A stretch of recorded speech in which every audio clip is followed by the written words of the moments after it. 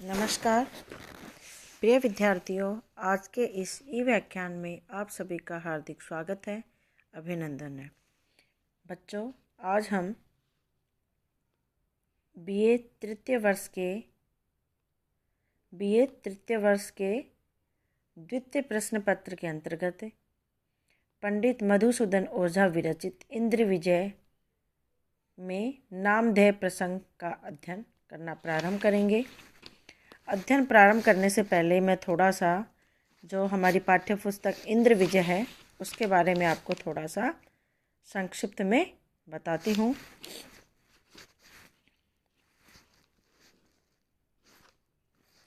पंडित मधुसूदन जो ओझा है उनका विद्वानों में मूर्धन्य स्थान था। इनके पिता का नाम पंडित वैद्यनाथ ओझा था। इनका जन्म गाढ़ा नामक ग्राम में हुआ था। ये बिहार के मुजफ्फर ज़िले में रहते थे। इनका जन्म 2 सितंबर 1866 ईस्वी को रात में हुआ था। उस दिन जन्माष्टमी थी। पंडित मधुसूदन ओझा का वंश विद्वानों के कुल के रूप में प्रसिद्ध रहा है। इनकी प्रारंभिक शिक्षा बिहार में ही संपन्न हुई। इनके चाचा श्री राजीव लोचन थे, जो कि जयपुर नरेश श्री राम सिंह द्वारा सम्मानित होकर जयपुर में ही निवास करने लगे थे। जयपुर में बालक मधुसूदन को वे अपना दत्तक पुत्र बनाकर यज्ञोपवीत संस्कार के पश्चात अपने साथ जयपुर ले आए थे और इस प्रकार जयपुर में ही इन्होंने अपनी उच्च शिक्षा प्राप्त की।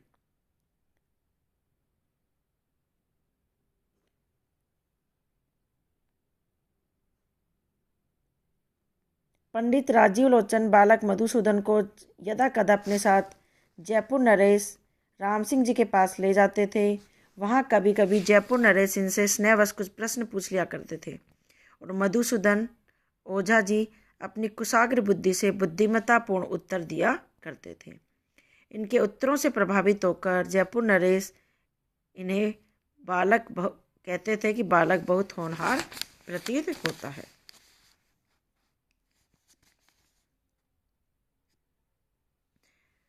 मधुसूदन ओझा जी की वैदिक साहित्य के प्रति विशेष अभिरुचि थी।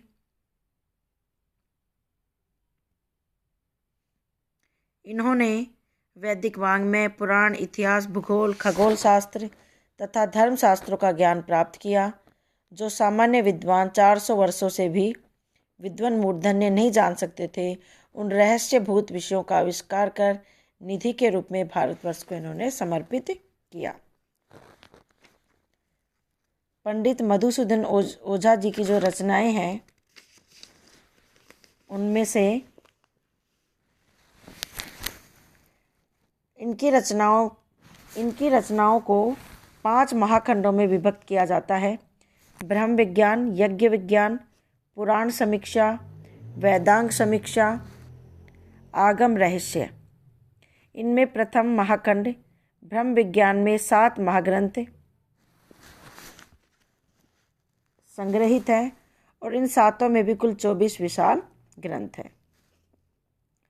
इन 7 ग्रंथों के नाम है दिव्य विभूति या विज्ञानेति व्रत पंचिका, उक्त वैराजिक या देव युग्य विज्ञान दशिका, तीसरी आर्य हृदय सर्वस्व या हृदय पंचिका, चौथी निगम बोध शिक्षा या शिक्षा पंचिका, 5वीं रचना विज्ञान प्रवेशिका, 6ठी विज्ञान मधुसूदन और 7वीं साइंस प्रदीप या पाश्चात्य विज्ञान पंचिका। इन 7 रचनाओं में कुछ 40 विशाल ग्रंथ है।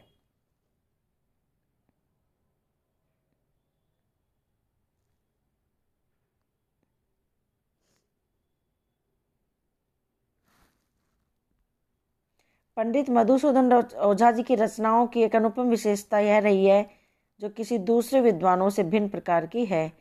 इन्होंने किसी संहिता के अनुवाद या व्याख्या लेखन को अपनी लेखनी का आधार नहीं बनाया, अपितु इन्होंने वेदों में छिपे वैज्ञानिक रहस्यों का उद्घाटन किया और यह सिद्ध किया कि वर्तमान में जिसे वैज्ञानिक आविष्कार कहा जाता है, वह चाहे खगोल के क्षेत्र में हो, भूगोल के क्षेत्र में हो, यंत्र विज्ञान या तत्व विज्ञान से संबंध हो, वह सब वेदों में हजारों वर्ष पूर्ण लिखा जा चुका था। ओझा जी ने वेदों को दार्शनिक ज्ञान का भंडार बताया।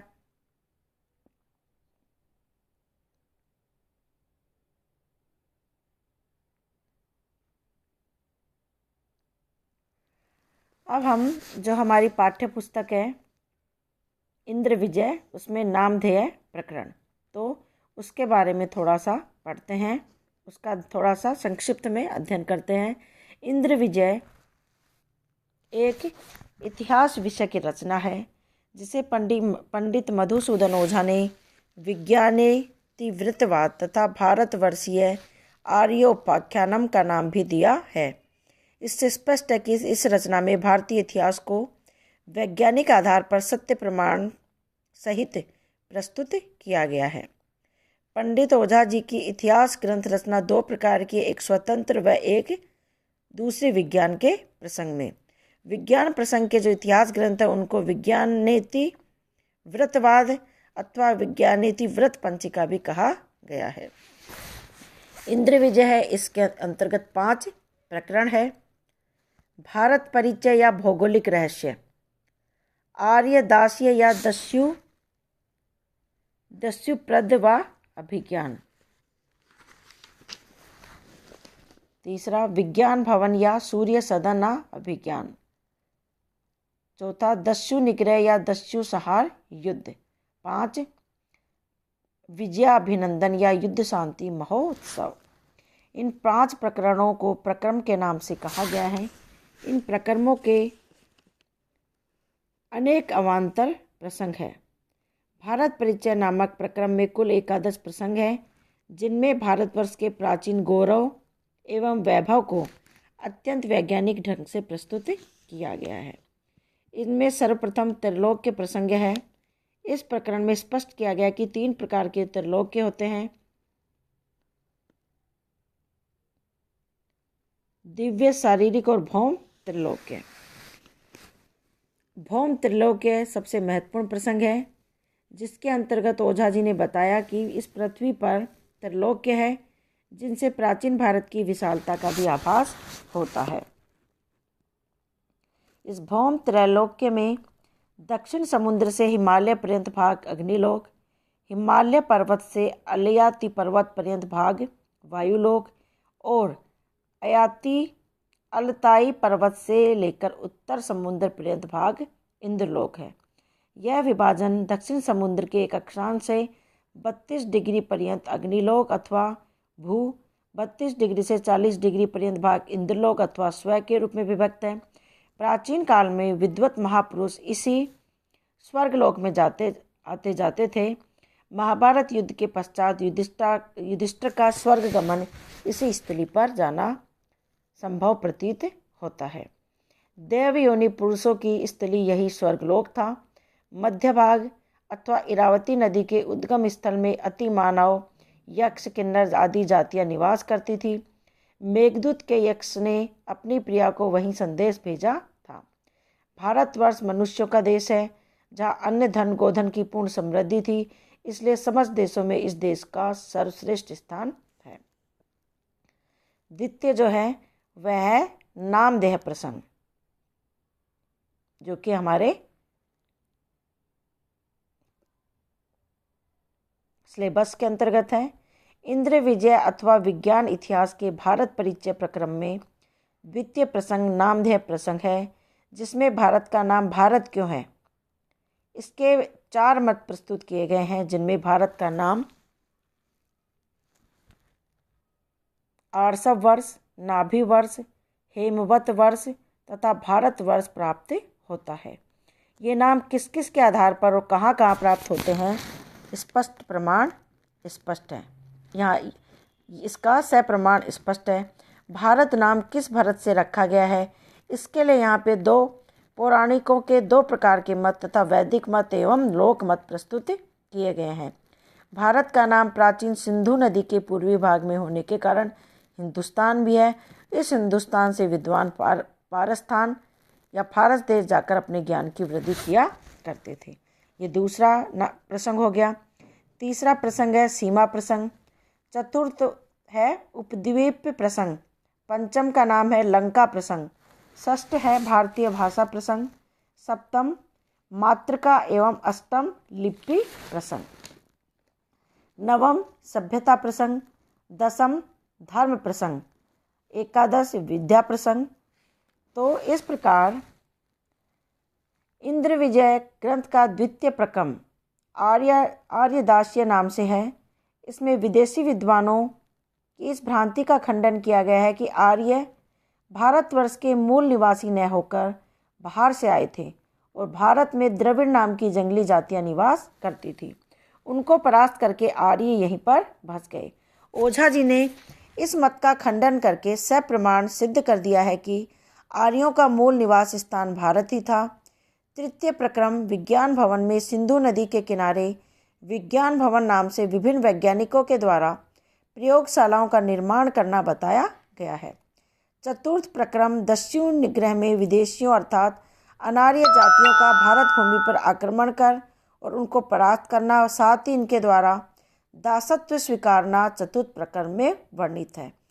पंचम और अंतिम प्रकरण इंद्र विजयाभिनंदन में भारतीय आर्यों की अनार्य जातियों पर होने वाली विजय के उपरांत एक विजयोत्सव मनाया गया, जिसे इंद्र विजय में इंद्र विजयाभिनंदन के नाम से कहा गया।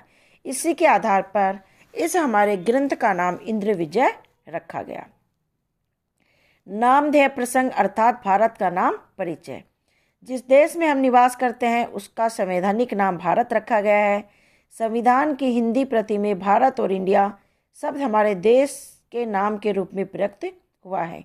यहाँ एक प्रश्न स्वाभाविक रूप से उत्पन्न होता है कि भारत का नाम भारत ही क्यों रखा गया, कुछ अन्य क्यों नहीं। भारत का नाम जैसा कि संविधान में हिंदी में इंडिया भी लिखा हुआ है, वह वास्तव में कोई भारतीय आधार नहीं, अपितु विदेशी विजेताओं द्वारा थोपे हुए नाम, इतिहास, संस्कृति, भाषा, वेशभूषा आदि हारी हुई जाति को सदैव स्वीकारना हम भारतीयों की आदत सी पड़ गई है। इस प्रकार की भावना एक लंबे समय तक रही दासता का परिचायक है।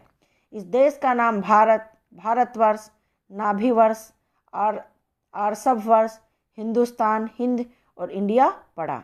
इन नामों की विकास यात्रा पर ओझा जी ने अपने विज्ञानेतिवृत्तवाद इंद्र विजय नामक ग्रंथ में क्रम से विचार करते हुए इन सभी के सप्रमाण आधार बताए हैं।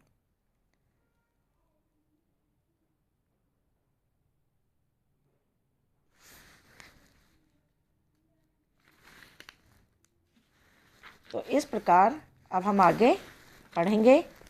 तो संक्षिप्त मैंने आपको इंद्र विजय का थोड़ा सा संक्षिप्त परिचय दे दिया है। तो आज के वीडियो में इतना ही। कल के वीडियो में पुनः आपसे भेंट होगी। धन्यवाद।